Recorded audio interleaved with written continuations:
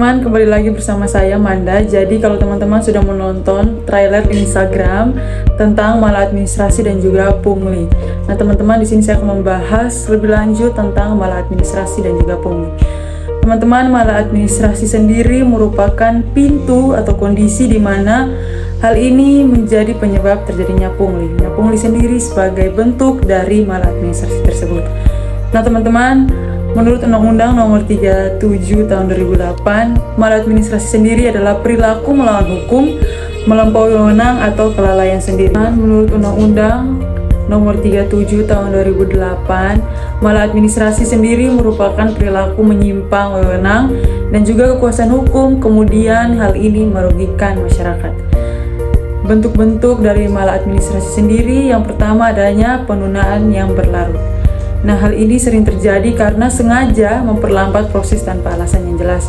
Nah, hal ini sering kita temui ketika kita mengurus administrasi, di mana ketika kita datang, kemudian para pelayan publik memberikan banyak alasan yang tidak jelas, sehingga apa yang menjadi tujuan kita untuk mengurus administrasi dan banyak hal lainnya itu menjadi lambat dan juga terganggu. Yang kedua, ada penyimpangan prosedur, di mana hal ini terjadi dengan tidak mengikuti SOP yang jelas. Nah, teman-teman, ada banyak hal yang terjadi di dalam pelayanan publik. Salah satunya adalah melupakan apa yang menjadi SOP di dalam pelayanan publik itu sendiri. Yang ketiga, adanya penyalahgunaan wewenang.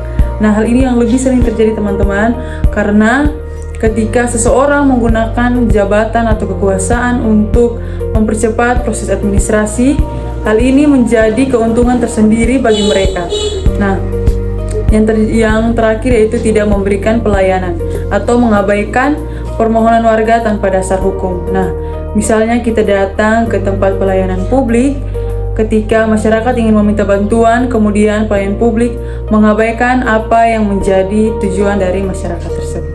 Nah, teman-teman, kalau tadi saya sudah membahas tentang maladministrasi dan juga bentuk-bentuknya, di sini saya juga akan menjelaskan tentang pungli. Seperti yang sudah menjadi penjelasan saya di awal tadi, bahwa pungli dan maladministrasi ini saling berkaitan.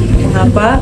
Karena maladministrasi ini menjadi pintu masuk untuk terjadinya pungli. Nah, teman-teman, pungli sendiri merupakan permintaan imbalan uang, jasa tanpa adanya dasar hukum yang jelas, atau sering kita sebut dengan ilegal. Nah, teman-teman, hal ini sudah sering menjadi budaya kita karena sering kita temui di dalam kehidupan kita pribadi. Nah, teman-teman, pungli ini sering dianggap sebagai petty corruption atau sering kita sebut juga sebagai korupsi dalam skala kecil. Nah, teman-teman, mau saya jelaskan dan ingatkan bahwa sesuatu yang bermula dari hal kecil justru akan menjadi hal yang besar jikalau hal tersebut menjadi kebiasaan. Nah, teman-teman, praktik ini kenapa saya sebut menjadi budaya? Karena merupakan hal yang saling menguntungkan, di mana ada pihak petugas dan juga pihak masyarakat. Nah, pihak petugas sendiri memanfaatkan pungli ini untuk menambah penghasilan, di mana mereka menggunakan hal ini karena mereka tahu bahwa birokrasi ini rumit dan juga sulit untuk dilancarkan jikalau tidak ada uang. Kemudian masyarakat sendiri mengeluarkan uang untuk memperlancar atau mempercepat hasil dari proses administrasi tersebut. Nah, teman-teman, justru hal ini yang menurunkan mentalitas dan juga apa yang menjadi prosedur dari birokrasi sendiri. Nah, teman-teman, maladministrasi sendiri seperti penundaan berlarut sengaja dilakukan oleh oknum-oknum untuk masyarakat, sehingga masyarakat merasa terpaksa sehingga memberikan pungli untuk mempercepat proses dari administrasi tersebut. Nah, teman-teman, kalau tadi saya sudah membahas tentang maladministrasi dan juga pungli, sini saya akan membahas kembali tentang faktor penyebab masalah utama dari maladministrasi dan juga pungli. Nah, teman-teman, masalah yang paling sering terjadi atau yang menjadi akar adalah prosedur yang berbelit dan juga tidak adanya transparansi, kemudian SOP yang tidak jelas. Nah, teman-teman, hal ini kenapa saya sebut menjadi akar masalah utama? Karena begitu sering terjadi ketika kita mengurus sebuah administrasi atau membuat surat-surat atau apapun itu. Nah, teman-teman, kadang-kadang kita menunggu lebih lama dari biasanya. Nah, hal ini sering terjadi karena yang pertama adanya pegawai yang memperlambat proses tersebut, di mana mungkin kita sering diabaikan karena ada customer atau orang lain yang menggunakan kekuasaan atau wewenang dengan orang-orang tersebut yang bekerja di dalamnya. Kemudian adanya ketimpangan antara beban kerja dan juga tanggung jawab dengan tingkat kesejahteraan petugas. Nah teman-teman, hal ini terjadi seperti misalnya adanya pungli. Nah teman-teman, pungli ini diterima oleh beberapa petugas karena ada yang merasa bahwa mungkin gaji saya tidak cukup, jadi pungli ini digunakan sebagai pelengkap. Namun hal ini merupakan hal yang salah. Nah kemudian yang berikut adanya budaya. Nah budaya ini sering dilakukan atau terjadi karena adanya kebiasaan-kebiasaan kecil yang seperti sudah saya jelaskan tadi, bahwa hal kecil ini lama-lama akan membesar, sehingga kebiasaan-kebiasaan ini yang membuat birokrasi semakin melemah. Nah berikutnya itu ada pengawasan yang lemah atau pengawasan internal atau inspektorat atau tidak adanya sistem pengaduan yang aman. Nah teman-teman, ketika kita melakukan proses administrasi atau melakukan proses surat-surat atau melakukan proses administrasi atau apapun itu, ketika hal tersebut tidak sesuai dengan apa yang menjadi prosedur atau SOP yang sudah dijalankan atau yang ada di dalam birokrasi tersebut, kita perlu adanya sistem pengaduan yang aman. Kemudian pengaduan tersebut didengar dan dilakukan, kemudian dikaji ulang sehingga birokrasi tersebut boleh menjadi lebih baik setelah adanya suara atau pengaduan-pengaduan dari masyarakat itu sendiri. Nah teman-teman, lalu apa sih dampak maladministrasi dan juga pungli terhadap negara dan juga masyarakat? Nah yang pertama itu ada penurunan kepercayaan masyarakat terhadap publik. Nah hal ini sering terjadi karena masyarakat menganggap bahwa sebuah proses akan cepat jika melalui uang. Karena seperti yang sering terjadi di dalam kehidupan nyata, bahwa ketika kita melakukan sebuah administrasi akan cepat bila kita menyodorkan uang.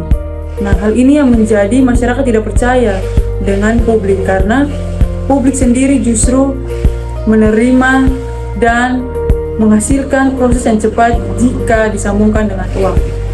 Nah yang kedua ini ada ketidakadilan sosial, di mana ada perbedaan, yaitu masyarakat yang mempunyai uang justru lebih diutamakan daripada masyarakat yang tidak mempunyai uang.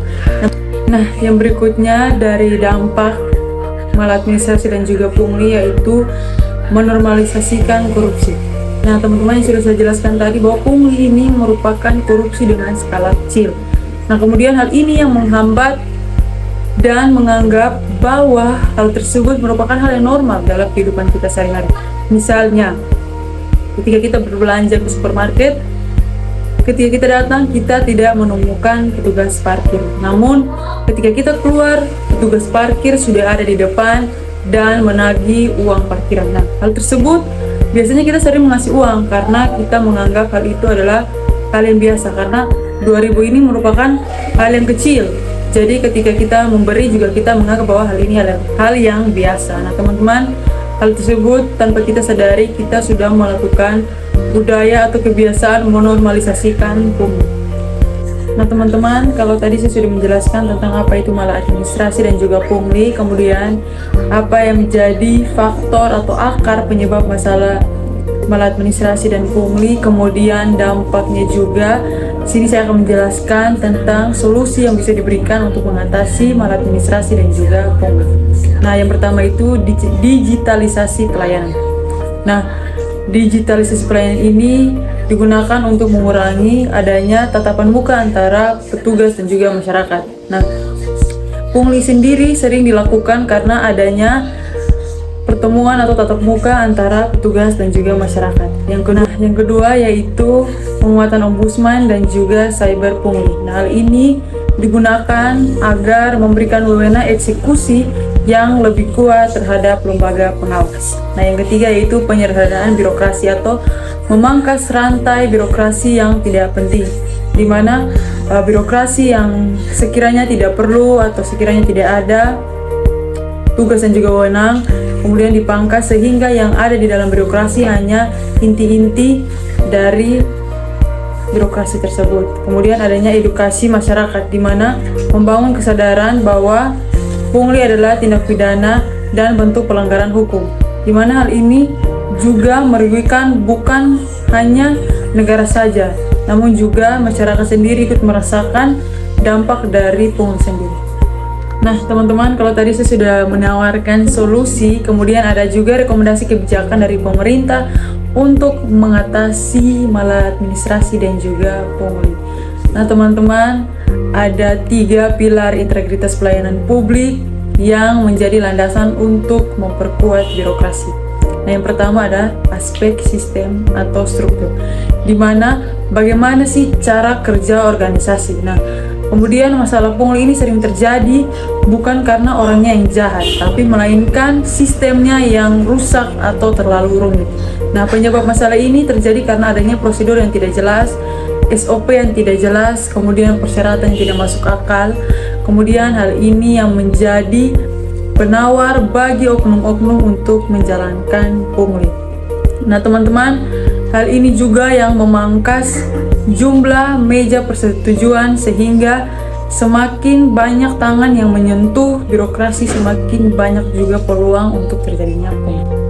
Nah yang kedua itu aspek sumber daya manusia atau kulturalnya.